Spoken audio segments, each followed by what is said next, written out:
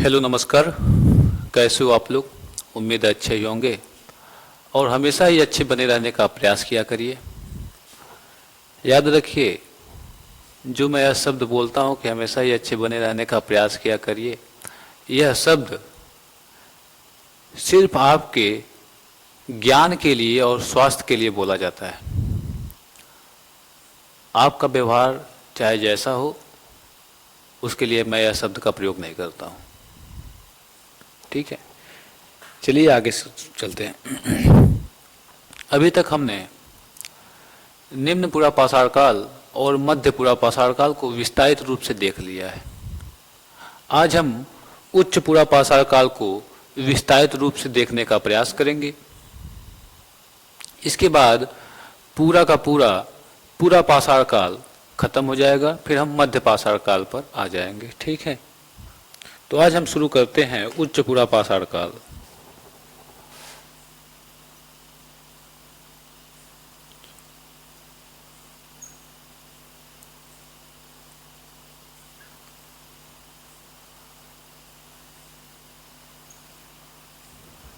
ठीक है, उच्च पूरा पाषाण काल जो है, यह वाकई उच्च कोटि का काल है।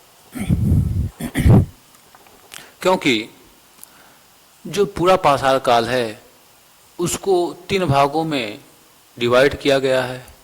पहला निम्न पूरा पाषाण काल, दूसरा मध्य पूरा पाषाण काल और तीसरा उच्च पूरा पाषाण काल।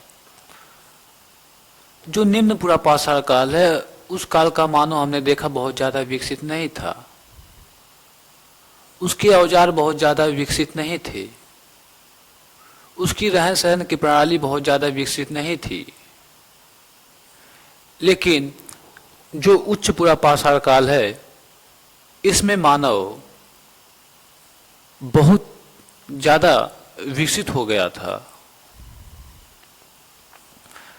अभी तो हम शुरू किए हैं, लेकिन आगे आगे जब उच्च पूरा पाषाण काल में हम पूरी तरीके से समझने का प्रयास करेंगे तो देखेंगे कि हाँ, वाकई इस समय का मानव बहुत ज़्यादा विकसित हो चुका था और यह एक उच्च कोटि का पाषाण काल भी है। ठीक है, तो जो उच्च पूरा पाषाण काल है, इसकी समय अवधि हमने देखा था कितनी थी?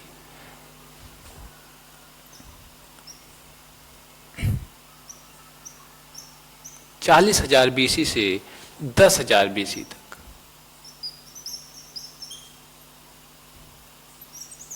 ठीक है, यह इसकी समय अवधि है। अच्छा, जब जो हमने अभी तक पीछे देखा, चाहे वो निम्न पूरा पाषाण काल रहा हो चाहे मध्य पूरा पाषाण काल रहा हो, उसमें एक स्थान बार बार हमको देखने को प्राप्त हुआ। वो कौन सा स्थान है? वो है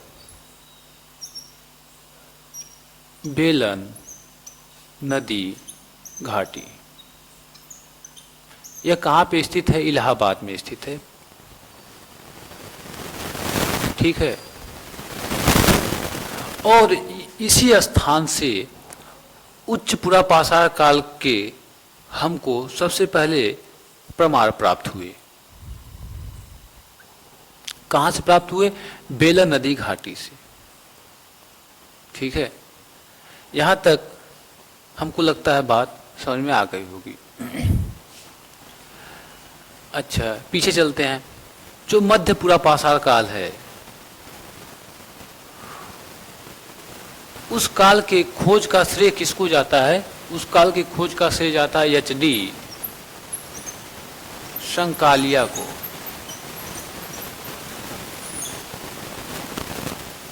ठीक है, और HD संकालिया का पूरा नाम हसमुख धीरजलाल संकालिया है।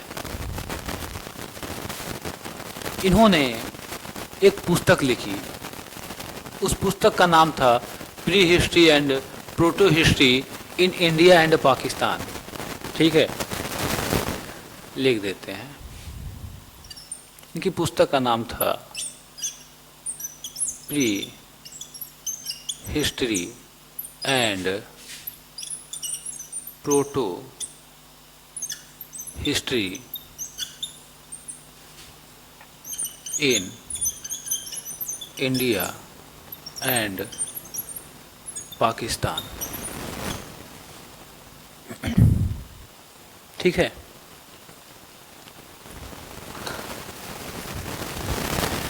इस पुस्तक में इन्होंने सिर्फ दो कालों का वर्णन किया, वह था निम्न पुरापाषाण काल और मध्य पुरापाषाण काल। इसमें सिर्फ आपको दो काल देखने को मिलेगा। कौन सा? एक आपको मिलेगा निम्न पुरापाषाण काल, दूसरा आपको देखने को मिलेगा मध्य पुरापाषाण काल।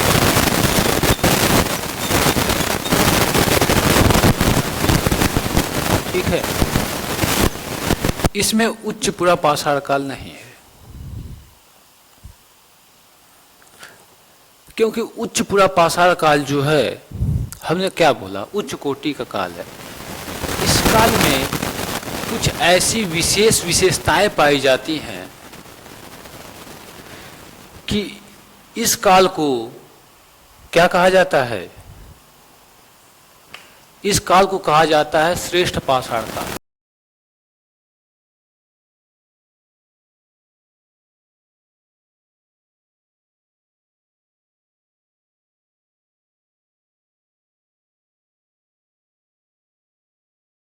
श्रेष्ठ पाषाण काल इसलिए कहा जाता है क्योंकि इसमें कुछ ऐसी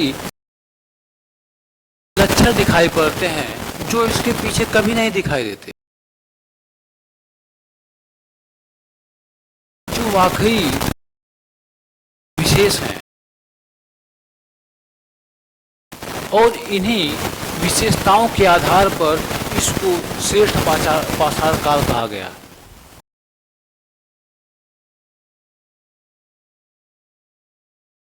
श्रेष्ठ पाषाण काल कहा गया, इसको हम समझने का प्रयास करते हैं। ठीक है। तो इतना सब आप लोग नोट कर लीजिए।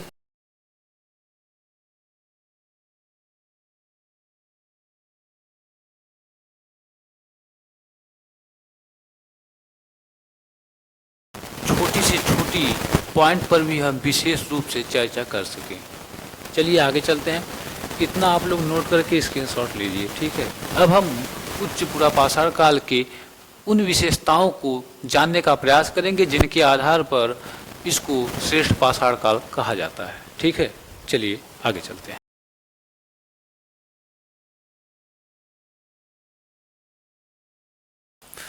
उच्च पुरापाषाण काल को क्यों श्रेष्ठ पाषाण काल कहा जाता है? किन विशेषताओं के कारण इसे श्रेष्ठ पाषाण समझने का प्रयास करेंगे।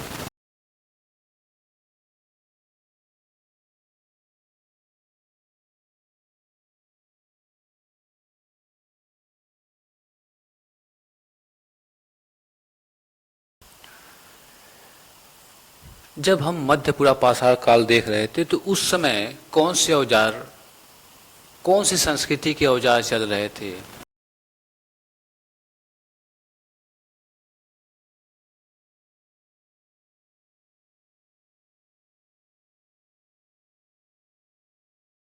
इसी संस्कृति के औजार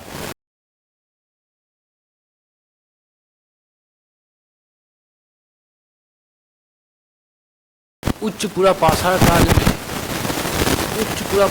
काल में इन औजारों का भी प्रयोग होता था। साथ में ब्लेड वाले औजार भी आ गए।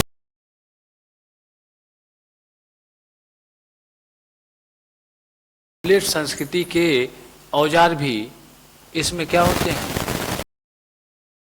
याद नहीं लगे थे तो आपका यहाँ पे हो जाएगा ब्लेड संस्कृति। ठीक है।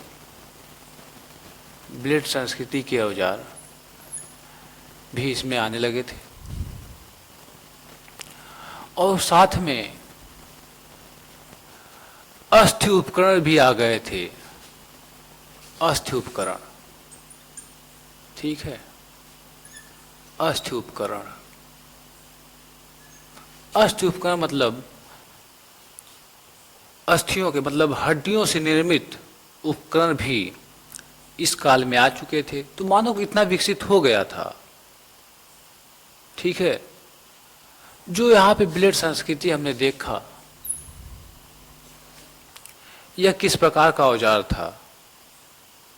तो जैसे ब्लेड जैसे होता है उसी टाइप का था, लगभग इस टाइप का था, और इसके तरफ धारी थी, चारों तरफ धारियां थी, धार था मतलब, सॉरी, चारों तरफ धार था, धार। और यह जो धार था यह काफी बारीक हुआ कर, ठीक है, काफी बारीक धार होती थी। तो इस प्रकार के कुछ ब्लेड संस्कृति के औजार थे।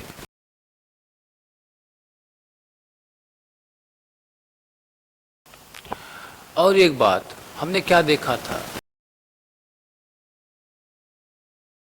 होमो सैपियंस मानव की उत्पत्ति होती है, जो आज का आधुनिक मानव है। और आधुनिक मानव की उत्पत्ति उच्च पुरापाषाण काल में ही होती है। यह इसकी प्रमुख विशेषताओं में सम्मिलित भी है, ठीक है। तो होमो सैपियंस मानव जो था, आधुनिक मानव,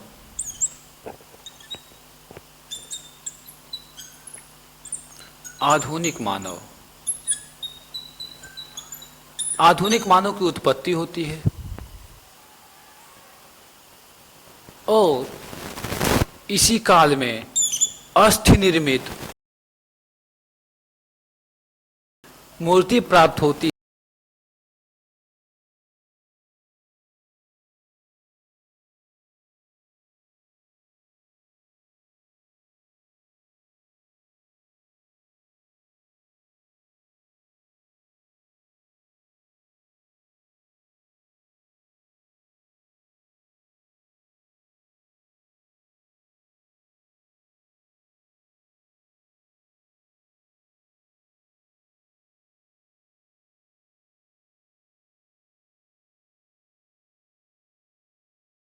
ये प्राप्त होती है। और इसी काल में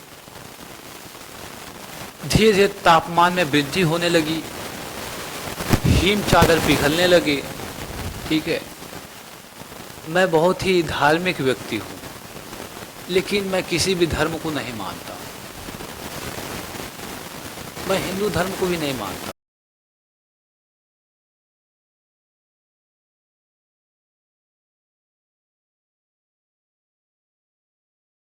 जितने भी धार्मिक व्यक्ति होते हैं, शायद किसी भी धर्म का प्रचार प्रसार करें, मैं उनका बहुत ही सम्मान करता हूँ, ठीक है। द्वापर युग हो गया, चाहे त्रेता युग हो गया। त्रेता युग लगभग 12,96,000 पहले था। फिर द्वापर युग लगभग 8,64,000 के आसपास था। तो रामायण महाभारत के जो प्रमाण हैं बहुत ज़्यादा पीछे हैं। और जो हमारी हिम चादर पिघलने लगी थी वो लगभग महज 10,000 साल पहले की बात है। तो उस समय रामायण और महाभारत कैसे हो सकता है जब सारी पृथ्वी बर्फ से ढकी हो, ठीक है। इसीलिए मैं जो है बहुत ज़्यादा नहीं मानता हूँ, लेकिन हाँ, मैं सभी प्रकार के धर्म गुरुओं का बहुत सम्मान करता हूँ, क्योंकि उन्हीं की वजह से समाज में एक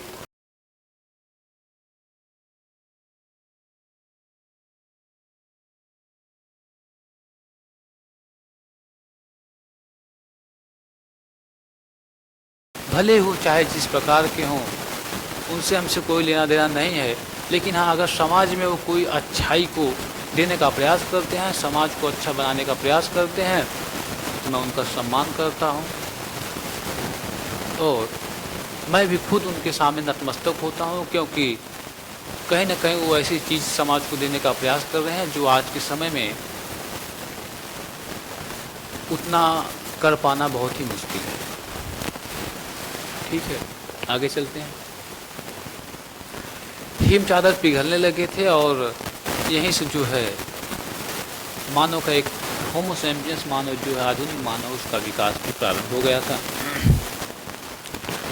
यहाँ तक हमको हमारी बात आप लोगों को समझ में आ गई। जब आधुनिक मानव की उत्पत्ति होती है, जब आधुनिक मानव का उदय होता है, तो स्वाभाविक है कि वो भाषा का निर्माण करेगा, और यही भाषा जो हम आप सभी लोगों के बीच में बोल रहे हैं, धीरे धीरे विकसित होते होते यहाँ तक हम लोग पहुँच पाए। तो जो आधुनिक मानव भाषा का निर्माण करेगा, तो भाषा क्या करेगी, आगे चल के समूहों का निर्माण करेगी। समूह ही समुदाय का निर्माण करते हैं, और याद रखिए समुदाय से ही समाज बनता है। ठीक है। और जो समूह होता है एक छोटी कड़ी है, और धीरे धीरे विस्तृत होकर समाज का रूप ले लेती है। ठीक है, यहाँ तक बात हमको समझ, आप लोगों को समझ में आ गई। ठीक है। और एक बात, समय कितना बचा आपसे उसमें?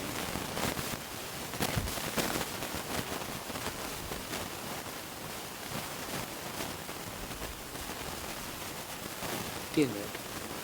ठीक है, ठीक है। आधुनिक मानव विकसित हुआ, और विकसित होने के पश्चात इन्होंने अलग अलग आधुनिक औजारों का निर्माण किया। ठीक है। और यहीं से क्या हुआ, विनिमय का प्रारंभ हुआ, व्यापार की शुरुआत हुई आधुनिक मानव से, बहुत सारी चीज़ें हुई। आधुनिक मानव ने अपना विकास, वह जन्म तो नग्न अवस्था में होता है, लेकिन अपना विकास कपड़े पहनने के क्रम में किया। और आज का भी वही आधुनिक मानव, वह भी नग्न अवस्था में ही पैदा होता है, लेकिन कहीं न कहीं उसी अवस्था में रहना पसंद करता है। अब आज की ऐसी स्थिति आ गई है, उस पर टिप्पणी करना अपने पैर में कुल्हाड़ी मारना है। ठीक है, आगे चलते हैं। अब हम उन चीज़ों को देखेंगे कि कौन कौन से भारत के किन किन स्थानों से उच्च पुरा पाषाण काल के प्रमाण प्राप्त होते हैं, उसको देखने का प्रयास करेंगे। फिर इसके बाद उन स्थानों पर हम विशेष चर्चा करेंगे कि किन स्थानों से कौन कौन से प्रमाण या साक्ष्य प्राप्त हुए हैं, जिनके आधार पर आज हम उच्च पुरा पाषाण काल पर विस्तारित रूप से चर्चा कर रहे हैं। ठीक है, चलिए इतना नोट करके स्क्रीनशॉट लीजिए।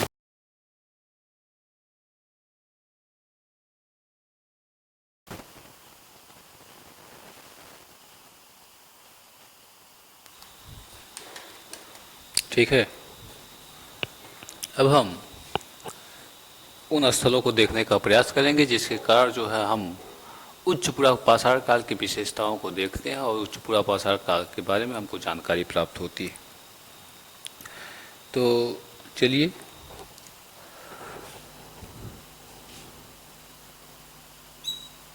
प्रमुख स्थल, ठीक है, प्रमुख स्थल, पहले इंडिया का मैप हम समझते हैं।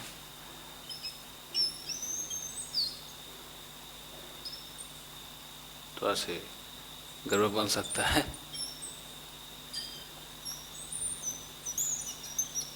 ठीक है,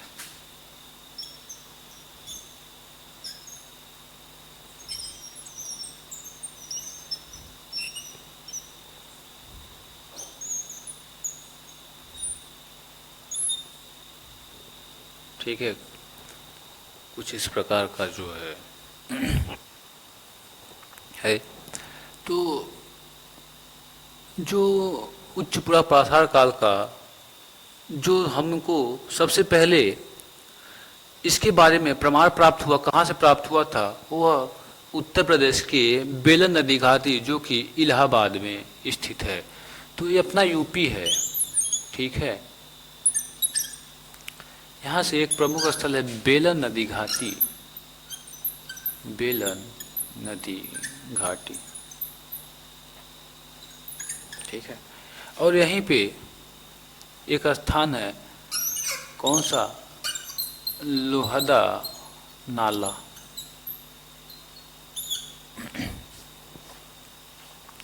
फिर हम यूपी के बाद अगर हम इन स्थलों के बारे में भी हम विस्तार से चर्चा करेंगे। ठीक है, फिर हम बिहार में आते हैं। बिहार में एक स्थान है, कौन सा? वह स्थान है पैसारा। पैसारा बहुत ही प्रमुख स्थल है। पैसारा और लोहदा नाला से जो अभी साक्ष्य प्राप्त हुए हैं उच्च पुरापाषाण काल के, बहुत ही इम्पोर्टेंट है। ठीक है, आगे बढ़ेंगे हम झारखंड में। झारखंड की तरफ हम चलेंगे तो यहाँ पे एक स्थान आपको प्राप्त होगा, वह होगा, कौन सा स्थान है? सिंह भूमि। सिंह भूमि, ठीक है। इसके बाद जब हम झारखंड के बाद मध्य प्रदेश में चलते हैं, एमपी में सोन नदी घाटी और बाघोर, अब से कैमरे में आ रहा है, सोन नदी घाटी और बाघोर इम्पोर्टेंट स्थल है। ठीक है, जो स्थल बहुत इम्पोर्टेंट है हम उसी को विशेष रूप से चर्चा करेंगे। ठीक है, इसके बाद हम चलेंगे आंध्र प्रदेश में। अपना आंध्र प्रदेश में जब चलेंगे, आंध्र प्रदेश में यहाँ पे कुन्नूर की गुफा, ठीक है, जो कुन्नूर की गुफा है,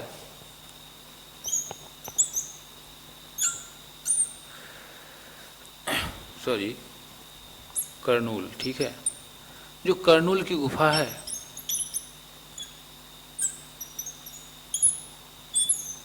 इस गुफा में एक स्थान है चिंतामनुगावी, और इस स्थान से बड़े बड़े प्रस्तर पर अस्थियों के बहुत ज़्यादा मात्रा में अवशेष या उपकरण प्राप्त हुए हैं। ठीक है, इसके बाद आंध्र प्रदेश के बाद जब हम चलेंगे महाराष्ट्र में, महाराष्ट्र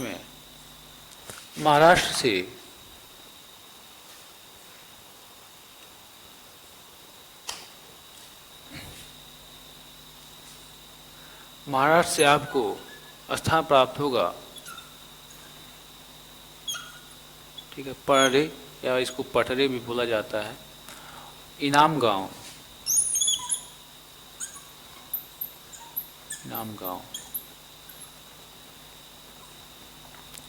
यह प्रमुख स्थल हैं कहाँ के? महाराष्ट्र के। ठीक है, इसी में एक स्थान और ऐड कर लीजिए, भदेह।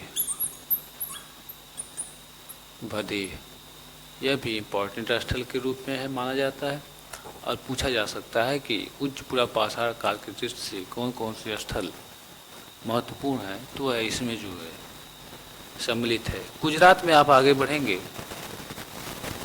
गुजरात में आपको एक स्थान मिलेगा, स्थान का नाम है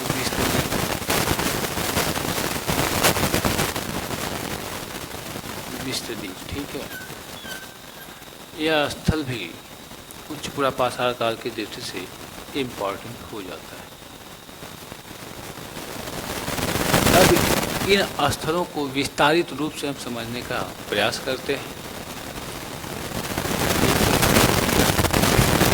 इतना आप लोगों ने नोट कर लिया होगा, इतना नोट कर लीजिए। ठीक है, नोट कर लीजिए पहले, फिर एक एक स्थलों को हम विस्तार से समझने का प्रयास करते हैं कि कौन कौन से स्थल कितना इम्पोर्टेंट है और कहाँ कहाँ से किस प्रकार के प्रमाण या साक्ष्य प्राप्त हुए थे। ठीक है, इतना थोड़ा सा मैप पे मत जाइएगा। ठीक है, मैप गड़बड़ बन गया है, लेकिन बाकी और सब चीज़ें ठीक है। इतना नोट करके या मैप बना के जो है आप लोग इस प्रकार से जो है अंकित कर सकते हैं। ठीक है, तो उच्च पुरापाषाण काल जो है इसका प्रमाण कहाँ से प्राप्त हुआ था? सबसे पहले तो यह प्राप्त हुआ था बेलन नदी घाटी।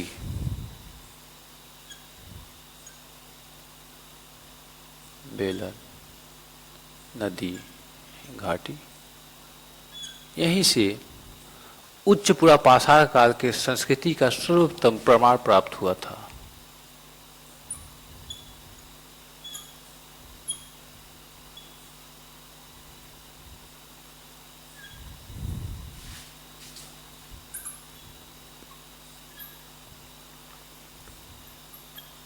संस्कृति का क्या प्राप्त हुआ था? प्रमाण प्राप्त हुआ था।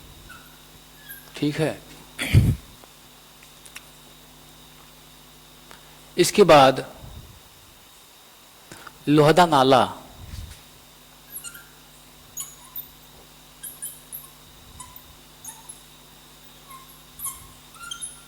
लोहदा नाला से क्या प्राप्त हुआ था?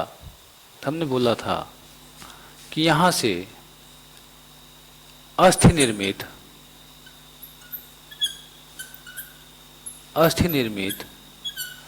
मातृ देवी की मूर्ति प्राप्त हुई थी। ठीक है। लोहदा नाला से हमको प्राप्त हुआ था अस्थि निर्मित मातृ देवी की मूर्ति। याद रखिए, अस्थि निर्मित प्राप्त हुई थी, यानी कि यह एक कला का रूप है। क्या? किसी वस्तु द्वारा किसी चीज को बना देना यह कला होता है। तो सबसे पहले क्या हुआ था? मूर्ति कला का प्रमाण हमको कहाँ से प्राप्त हुआ था? लोहदा नाला से प्राप्त हुआ था। ठीक है, यह एक कला का प्रमाण है। ठीक है। सर्वप्रथम कला का प्रमाण, ठीक है, प्राप्त हुआ था। और जो मातृ देवी की मूर्ति प्राप्त हुई थी अस्थि निर्मित, इसका मतलब यह है कि लोग मूर्ति पूजा में विश्वास करने लगे थे। ठीक है, मूर्ति पूजा प्रारंभ हो गई थी। ठीक है, मूर्ति पूजा प्रारंभ हो गई थी। तो यह किससे दर्शाता है? यह धर्म से दर्शाता है।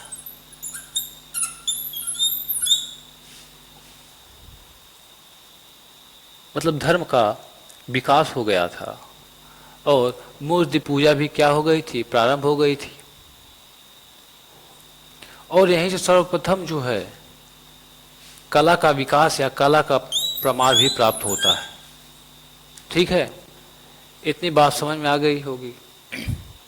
अब हम बिहार में चलते हैं। बिहार में कौन सा स्थल था? वह था पैसारा। ठीक है, यह था यूपी में। ठीक है, अब हम चलते हैं बिहार। बिहार में चलते हैं। यहाँ पे कौन सा स्थल था? पैसारा।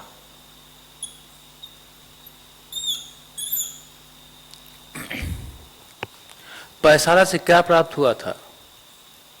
यहीं से पूजा के स्थल प्राप्त हुए थे। पूजा स्थल प्राप्त हुए थे। कहाँ से? पैसारा से। ठीक है, और यह जो पूजा स्थल थे वो कहाँ पे बने थे? यह चौकी पर बने थे। चौकी पर बने थे। ठीक है, ये चौकी पर बने थे। और चौकी पर क्या हुआ था? चौकी पर, इसी चौकी पर वेदिकाओं का निर्माण हुआ था। वेदिकाएं बनी हुई थी। चौकी पर वेदिकाएं बनी हुई थी। अब से कैमरे में आ रहा है?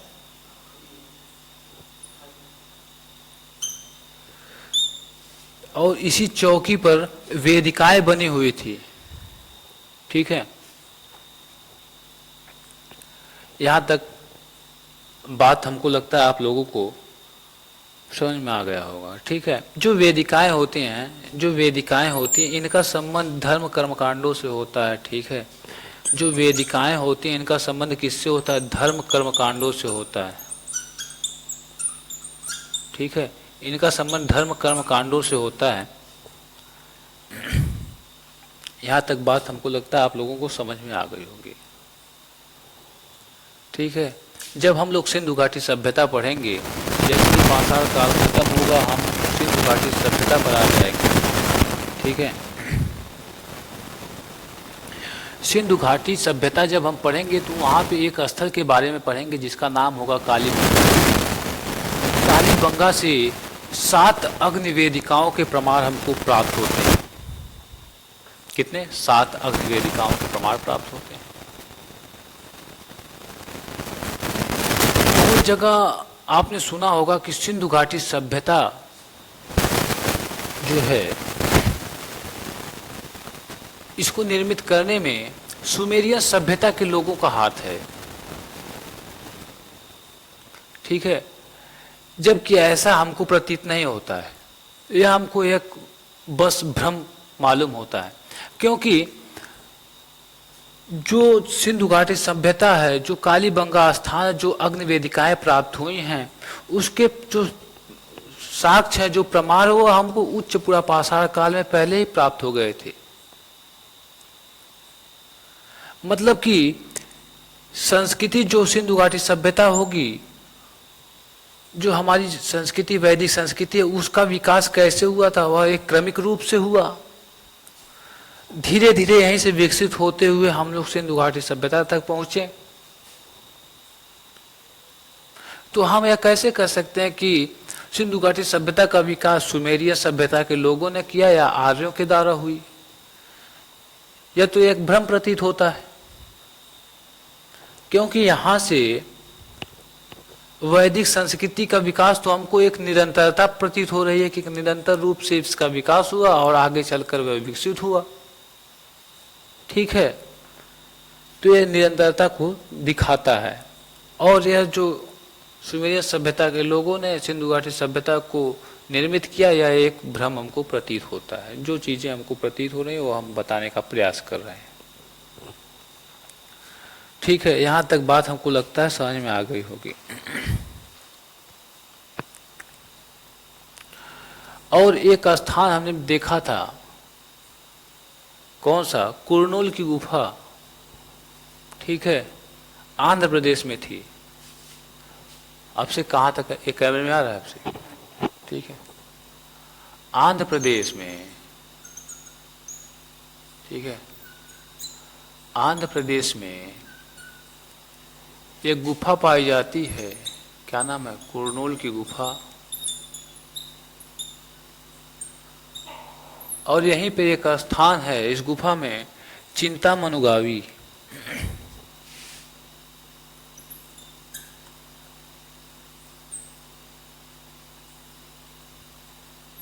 ठीक है, जो चिंतामनुगावी स्थान है, यहाँ से बड़े बड़े पत्थरों के ऊपर हमको क्या प्राप्त हुए? अस्थि उपकरण प्राप्त हुए हैं। ठीक है, बड़े बड़े पत्थरों या प्रस्तर के ऊपर हमको अस्थि उपकरण प्राप्त हुए हैं। यह कुछ स्थलों की विशेष विशेषताएं हैं। ठीक है, हाँ, जब हम आगे और बढ़ेंगे, जो महाराष्ट्र में चलेंगे तो वहाँ पे एक स्थान है पटरी, जो हमने देखा था महाराष्ट्र में है। यहाँ पे लिखने का प्रयास करेंगे अगर आ रहा होगा। ठीक है, अब से महाराष्ट्र में पटरी नामक स्थान है। यहाँ से हमको चित्रकला के प्रमाण प्राप्त होते हैं। और ये जो प्रमाण है वह के अंडे पर आड़ी टेढ़ी तिरछी आकृति के रूप में बने हुए हैं। और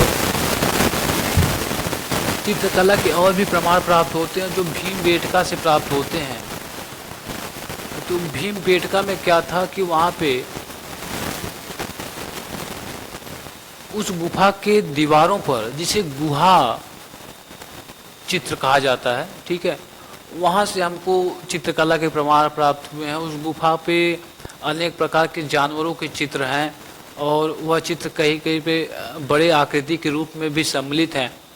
ठीक है, उसको हम अभी आगे चल के विस्तारित रूप से पढ़ेंगे कि उस चित्रकला में किस प्रकार के रंगों का प्रयोग हुआ है, कौन कौन से जानवरों का विशेष रूप से प्रयोग हुआ है, कौन कौन से जानवर ज़्यादा बार प्रदर्शित किए गए हैं, उसको हम देखने का प्रयास करेंगे। और इतना आप नोट करके देखिए, कोई भी चीज़ को नोट करते हुए और उसको साथ में समझते हुए चलेंगे तो आपके लिए ठीक होगा। और या तो आपको स्क्रीनशॉट लेना हो तो ले सकते हैं, ठीक है, कोई दिक्कत नहीं।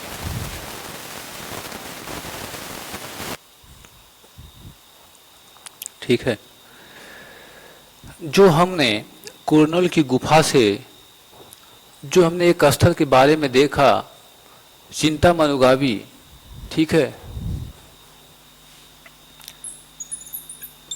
चिंतामनुगावी,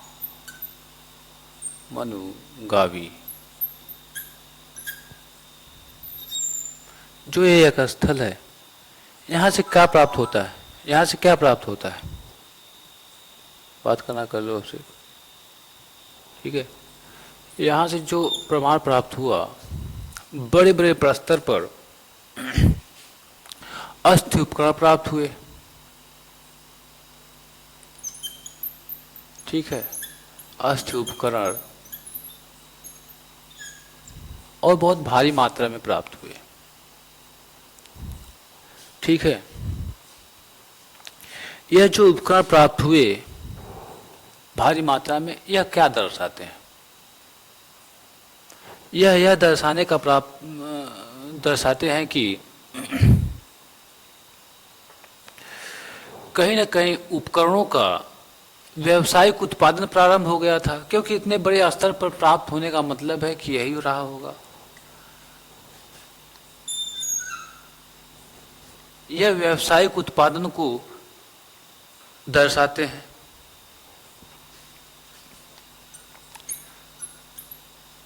व्यावसायिक उत्पादन, ठीक है। व्यावसायिक उत्पादन का मतलब क्या होता है कि उस समय विनिमय का जन्म हो चुका था, ठीक है।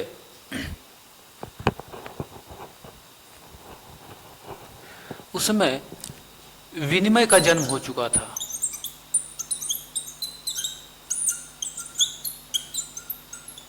विनिमय का जन्म हो गया था। विनिमय का अर्थ होता है व्यापार से, ठीक है। विनिमय का अर्थ होता है व्यापार से संबंधित होता है विनिमय। और जो व्यापार होता है वह किसको दर्शाता है? वह दर्शाता है अर्थव्यवस्था को, ठीक है। अर्थव्यवस्था, अर्थव्यवस्था को दर्शाता है। और अर्थव्यवस्था, एक सेकंड,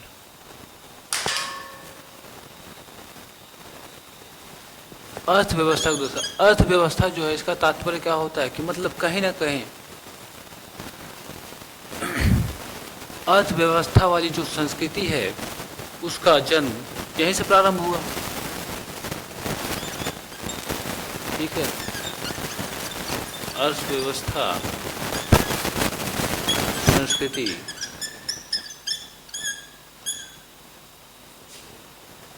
अर्थव्यवस्था संस्कृति जो है वह धीरे धीरे इसी काल से पनपना क्या हुई, इसी काल से पनपना प्रारंभ हुई, पनपना प्रारंभ हुई, ठीक है।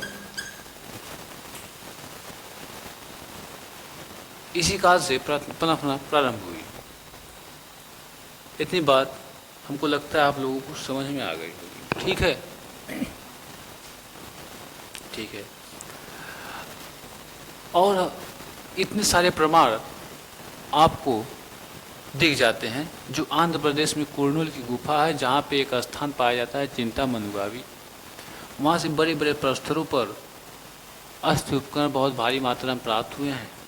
और इतने भारी मात्रा में प्राप्त होने का मतलब है कि व्यावसायिक उत्पादन प्रारंभ हो गया था। और व्यावसायिक उत्पादन का अर्थ विनिमय से होता है, और विनिमय मतलब होता है व्यापार। और व्यापार अर्थव्यवस्था को दर्शाता है, तो कहीं ना कहीं अर्थव्यवस्था जो संस्कृति है वह कहाँ से इसकी शुरुआत हुई, उसकी शुरुआत इसी काल से हुई। ठीक है, जब हम आगे चलेंगे तो क्या हुआ, इसी काल में हमने देखा कि मानव, जो आधुनिक मानव है, आधुनिक मानव, ठीक है,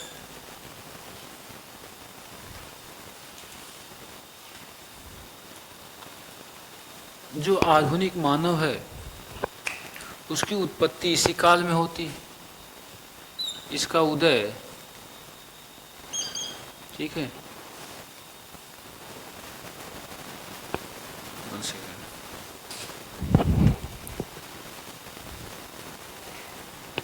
ठीक है, जो आधुनिक मानव है इसका उदय इसी काल में होता है। ठीक है, तो आधुनिक मानव, जब मानव का उदय होगा तो मानव क्या करेगा, भाषा का निर्माण करेगा। ठीक है, क्या करेगा, भाषा का निर्माण करेगा। मानव बहुत कुछ करेगा और कर रहा है। ठीक है, ठीक है, तो भाषा का जब निर्माण करेगा तो भाषा क्या करती है, समूहों का निर्माण करती है। बिना भाषा के समूह का निर्माण नहीं हो सकता है। समूह का निर्माण करने के लिए भाषा की आवश्यकता होती है, समूह का निर्माण होगा, और यही समूह का बड़ा रूप होता है समुदाय। ठीक है, और समुदाय से बड़ा रूप होता है समाज। याद रखिए, समूह को बनाने के लिए भाषा की आवश्यकता पड़ती है, लेकिन समुदाय और समाज को बनाने के लिए भाषा की आवश्यकता नहीं। समूह को चलाने के लिए भाषा की आवश्यकता होती है, लेकिन समाज को चलाने के लिए भाषा की आवश्यकता नहीं। ठीक है,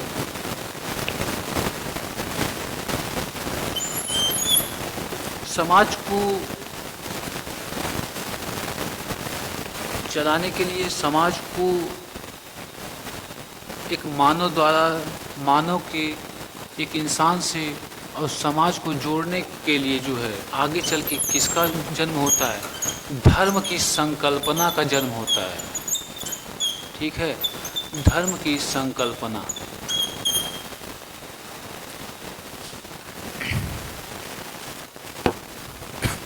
जो धर्म की संकल्पना है इसका जन्म होता है। यह क्या करता है, मानव से और समाज को जोड़ने का कार्य करता है। ठीक है, तो धर्म के बारे में आप लोग समझ गए होंगे कि कार्य क्या है उसका। ठीक है, यहाँ तक हमको लगता है आप लोग समझ में आ गए। इसके बाद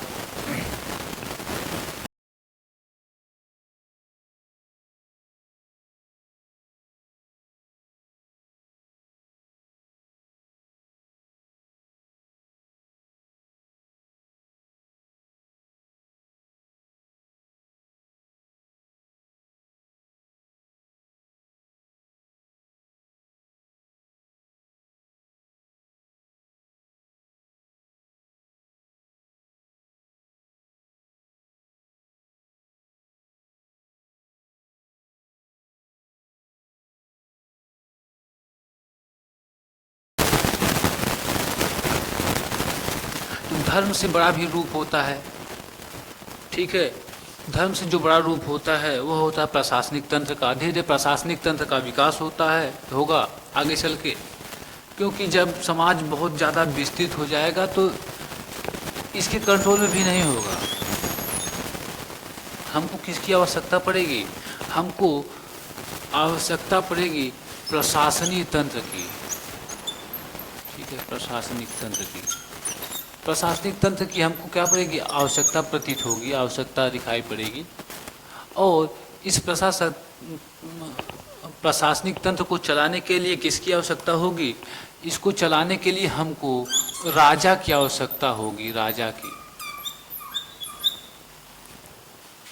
प्रशासनिक तंत्र को चलाने के लिए हमको राजा की आवश्यकता होगी, और जैसे हमारे देश के राजा कौन है, प्रधानमंत्री जी हैं, तो उसी प्रकार से जो है इसको चलाने के लिए प्रशासनिक तंत्र की आवश्यकता होगी।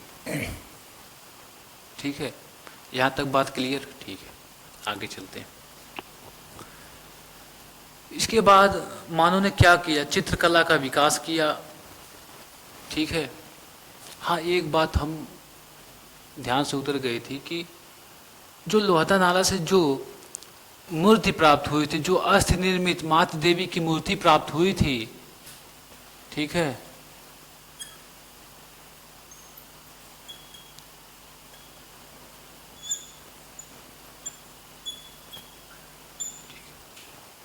ठीक है, लोहदा नाला से प्राप्त हुई थी, लोहदा नाला, यहीं से मातृ देवी की मूर्ति प्राप्त हुई थी। तो यह मातृ देवी की जो मूर्ति प्राप्त हुई, इसकी नक्काशी किससे की गई थी? वह की गई थी तक्षणी से। जो मध्य पुरा पाषाण काल का जो फलक संस्कृति है, उसमें हमने तक्षणी को देखा था, और हमने क्या बोला था, जो यह लोहदा नाला है, जो उच्च पुरा पाषाण काल है, उसमें भी फलक संस्कृति के औजार क्या थे, चल रहे होते हैं। ठीक है, तो इसी तक्षणी से इस मातृ देवी की जो प्रतिमा प्राप्त हुई, जो मूर्ति प्राप्त हुई, उसकी नक्काशी की गई थी। ठीक है, यहाँ तक बात हमको लगता है आप लोगों को समझ में आ गई होगी। अब हम आगे चलते हैं। ठीक है, 1 सेकेंड।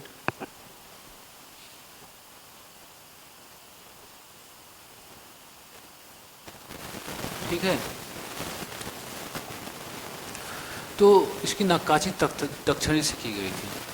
और मानव ने क्या किया था, चित्रकला का जब विकास किया, चित्रकला कैसे पता चला, कहाँ से प्रमाण प्राप्त हुआ चित्रकला का? तो एमपी में एक स्थान है, कौन सा, रायसेन, क्या मैं आ रहा आपसे? ठीक है, रायसेन में एक गुफा पाई जाती है, कौन सी, भीमबेटका, भीमबेटका की गुफा। और इस गुफा की खोज किसने किया था, वांकरकर महोदय ने किया था।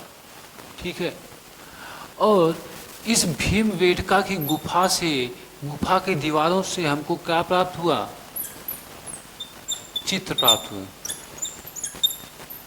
ठीक है, इस गुफा की दीवारों से हमको चित्र प्राप्त हुआ, और जो इसको क्या कहा जाता है, जो गुफा से प्राप्त होता है उसको कहा जाता है गुहा चित्र। ठीक है, हमको भीमबेटका से गुहा चित्र प्राप्त हुए हैं। और ये जो गुहा चित्र प्राप्त हुए, इनमें किन किन प्रकार के जानवर हैं, तो उसमें हैं आपके, नोट कर लीजिए, बोल रहा हूँ, बारहसिंहा, सुअर, हिरन। ठीक है, ठीक है, बारहसिंहा, सुअर, हिरन, इस प्रकार के उसमें क्या है, जानवर हैं। ठीक है, इस प्रकार के क्या है, वहाँ पे जानवर हैं।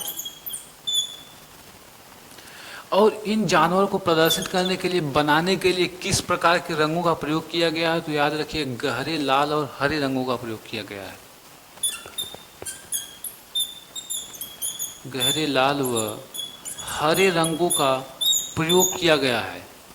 जो भीमबेटका की गुफा से जो गुहा चित्र प्राप्त हुए हैं, उनमें जो प्रकार के जिन प्रकार के जानवर हैं, उन जानवर को प्रदर्शित करने के लिए गहरे लाल व हरे रंगों का प्रयोग किया गया है। यहाँ तक बात हमको लगता है समझ में आ गई होगी। ठीक है, और दूसरा प्रमाण जो महाराष्ट्र में आप पढ़ेंगे, पटरे, जो यह स्थान है, ठीक है, यह कहाँ पे है, जलगांव जिले में स्थित है। ठीक है, जलगांव जिले में स्थित है यह, जलगांव। और जलगांव जिले में स्थित है पटरे नामक स्थान। यहाँ से शुतुरमुर्ग के 3 अंड कवकों पर, ठीक है, शुतुरमुर्ग के 3 अंड कवकों पर आड़ी टेढ़ी तिरछी आकृति प्राप्त हुई है। नोट कर लीजिएगा, जिसे इंग्लिश में क्रिस क्रॉस कहा जाता है। यही प्रमाण चित्रकला की जो है उच्च पुरापाषाण काल में हमको प्राप्त होते हैं। ठीक है, यहाँ तक बात समझ में आ गई होगी। और यहीं पे उच्च पुरापाषाण काल का समापन भी होता है। और जितना विस्तृत हो सकता था हमने उतना विस्तृत इसको समझने का प्रयास किया। और अब हम पुरापाषाण काल को पूरी तरह से समाप्त कर चुके हैं। अब हम मध्य पाषाण काल की तरफ अग्रसित होने वाले हैं। अगले दिन जब हमारी आपसे मुलाकात होगी तो हम मध्य पाषाण काल के बारे में चर्चा करते हुए दिखाई देंगे। ठीक है, कितना समय बचा है? ठीक, बहुत ज़्यादा आज के समय में, आज के परिवेश में मैं लास्ट में हमेशा चर्चा करता हूँ कि किस प्रकार से आप लोगों को समाज में रहना चाहिए। क्योंकि देखिए, पढ़ाई एक अलग चीज़ होती है, पढ़ाई एक अलग चीज़ है। वह आपको किताब से प्राप्त हो जाएगी, वह हमारे माध्यम से प्राप्त हो या किसी और के माध्यम से प्राप्त हो, यही सब सेम चीज़ें प्राप्त होंगी आपको। लेकिन कहीं ना कहीं हम इसके अलावा सामाजिक चीज़ों पर नहीं समझ पाते हैं। समाज में बहुत पढ़ा लिखा व्यक्ति भी सम्मिलित है और अनपढ़ व्यक्ति भी सम्मिलित है। लेकिन कहीं कहीं पे देखने को मिलेगा कि सामाजिक रूप से अनपढ़ व्यक्ति ज़्यादा समाज को समझने में सक्षम होता है और उसको हैंडल करने में सक्षम होता है, सारी प्रकार की जो भी चीज़ें हैं उसके बारे में। आज के परिवेश में शिक्षा का स्तर वाकई सरकार के माध्यम से इतना ज़्यादा गिराने का प्रयास किया जा रहा है कि हम उस पर क्या ही टिप्पणी करें। आज के समय में एनसीईआरटी से मुगल काल को हटा दिया गया है, जो क्लास 9, 10, 11 की बुक्स हैं, और क्लास 10 की केमिस्ट्री की बुक्स से पीरियोडिक टेबल को हटा दिया गया। तो ये सब चीज़ें क्या हैं? शिक्षा का स्तर को कितने प्रकार से गिराने का प्रयास किया जा रहा है सरकार के द्वारा, हम इस पर क्या बोलें, जो कि आप सभी लोगों को दिखाई दे रही हैं। अगर फिर भी आप इसको ना समझें तो बात अलग है, लेकिन बहुत ही लेवल गिराने का प्रयास किया जा रहा है शिक्षा का। कोई भी सरकार हो यार, कोई भी सरकार हो, उसमें क्या किया जाता है, शिक्षा के स्तर को ही गिराया जाता है। क्योंकि जब समाज में मूर्ख ही नहीं बचेंगे तो आप किसके द्वारा जो है अपना वोट या अपना शासन करेंगे। समाज को आप मूर्खता की ओर ढकेल कर अपना शासन करना चाहते हैं, क्योंकि आपको उनको मूर्ख बनाने में आसानी हो जाएगी और आप किसी भी प्रकार से समाज में आप या पूरे देश पे शासन करेंगे मतदान के अनुसार से। शिक्षा के स्तर को गिराकर, समाज को अनपढ़ बनाकर, अपनी बातों में फुसलाकर उनके मतदान के अधिकार को अपने पक्ष में कर लेना क्या है? देश का विकास होगा या देश का विनाश होगा?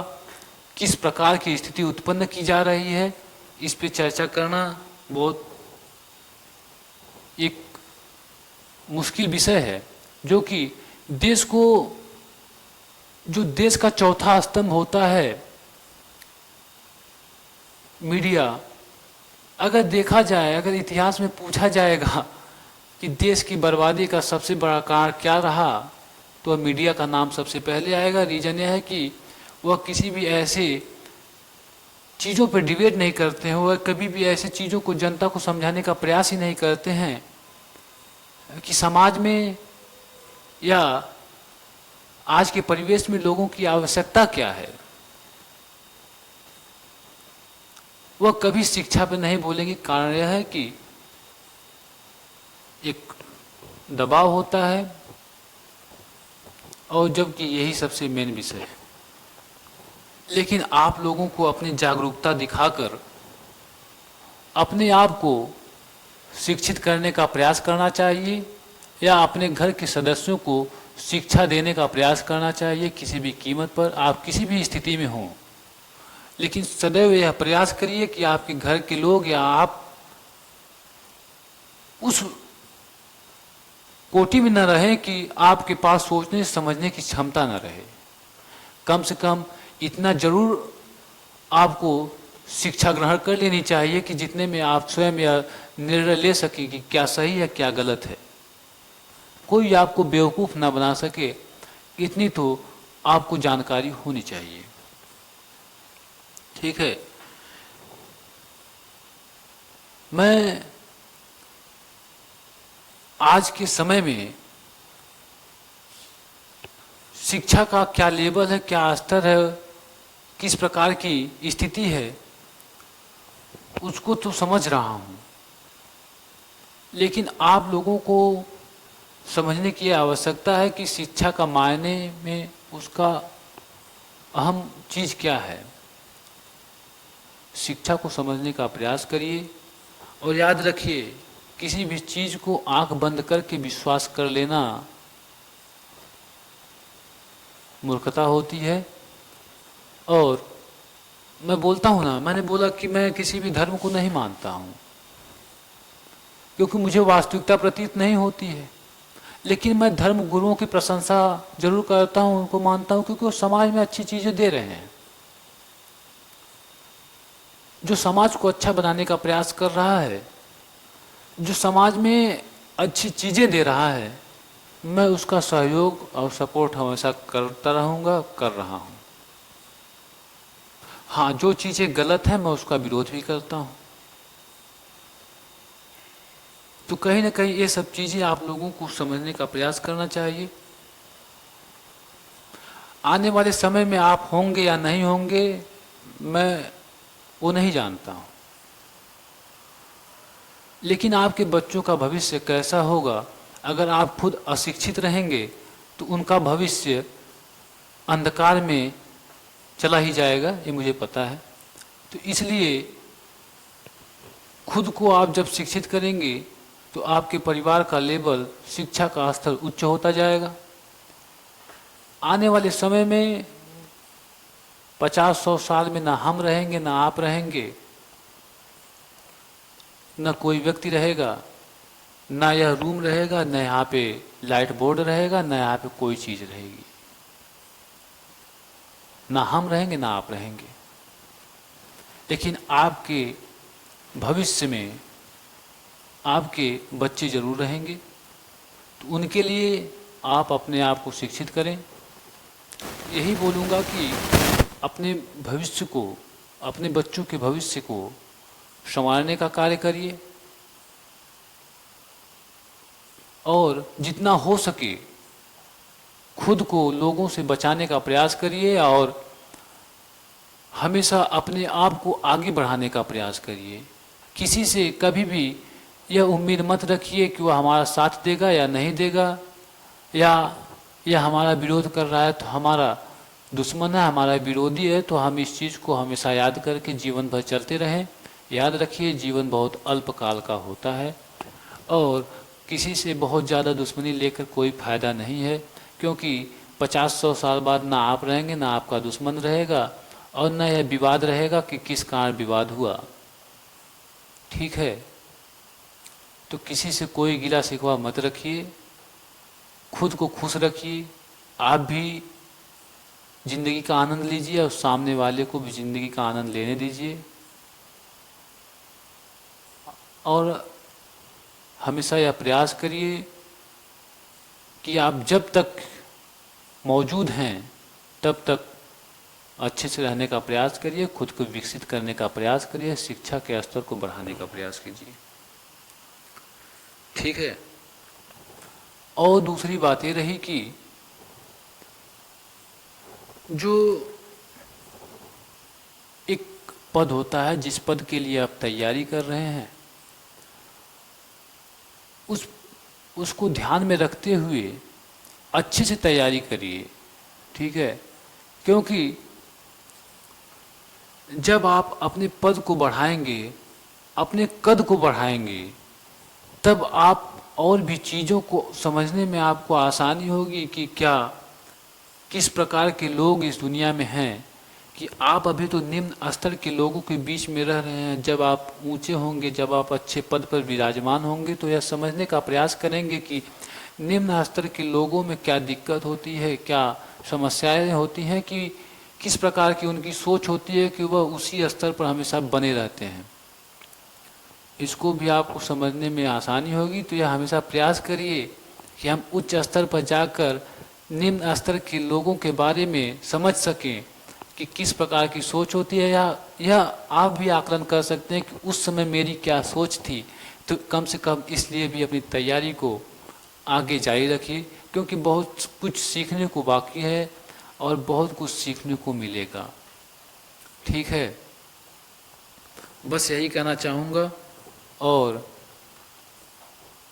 मेरे साथ के कुछ लोग ही मिले, बोले कि आप भी जो है एक बार एग्ज़ाम दीजिए। तो हम बोले ठीक है, 2027 में पहला अटेम्प्ट मैं दूंगा। ठीक है, और बहुत ज़्यादा देखूंगा, अगर टाइम मिलेगा तो उसे टाइम नहीं है, क्योंकि जो मैं आपके बीच यहाँ पे जो इतिहास के विषय की जानकारी आप लोगों से साझा कर रहा हूँ, वह मेरा कोई ज़्यादा वो नहीं है। मैं इसमें थोड़ा सा इंटरेस्टेड हूँ, हिस्ट्री को पढ़ना मुझे अच्छा लगता था, और जितनी भी जानकारी है मैं उतना देने का प्रयास करता हूँ, और जितनी गहराई से देता हूँ मुझे नहीं लगता है कि कोई इतनी गहराई से बहुत जल्दी देने का प्रयास करता होगा। ठीक है, यही सब चीज़ें हैं। अब हम अगले दिन आपसे जब मिलेंगे तो मध्य पाषाण काल पर विस्तारित रूप से चर्चा होगी। और दूसरी बात रही है कि अभी वीडियो काफ़ी लंबे अंतराल के बाद आप लोगों के बीच आ रहे हैं, लेकिन सितंबर के बाद हमको लगता है कि यह इतना विलंब नहीं करना होगा, और आपके बीच में 1 वीक में लगभग 2 से 3 वीडियो आपके बीच आती जाएगी, और दिसंबर तक पूरी की पूरी हिस्ट्री ख़त्म हो जाएगी। ठीक है, बस यही है। चलिए, अपनी ज़िंदगी को अभी उतना आराम मत दीजिए जितना वो मांग रही है। अभी कम से कम अपनी शिक्षा को ध्यान में रखते हुए क्या पढ़ना है उसको ध्यान में दीजिए, क्योंकि अभी आप कंफर्ट जोन में चले जाएंगे तो आपका पूरा का पूरा फ्यूचर डिसकम्फर्ट जोन में चला जाएगा। लेकिन अभी आप खुद को थोड़ी सी परेशानी में रख कर खुद को आगे बढ़ाने का प्रयास करेंगे तो पूरा का पूरा फ्यूचर कंफर्ट जोन में चला जाएगा। तो डिसीजन आपके ऊपर है कि करना क्या है। ठीक है, चलिए फिर मुलाकात होगी अगले दिन। नमस्कार।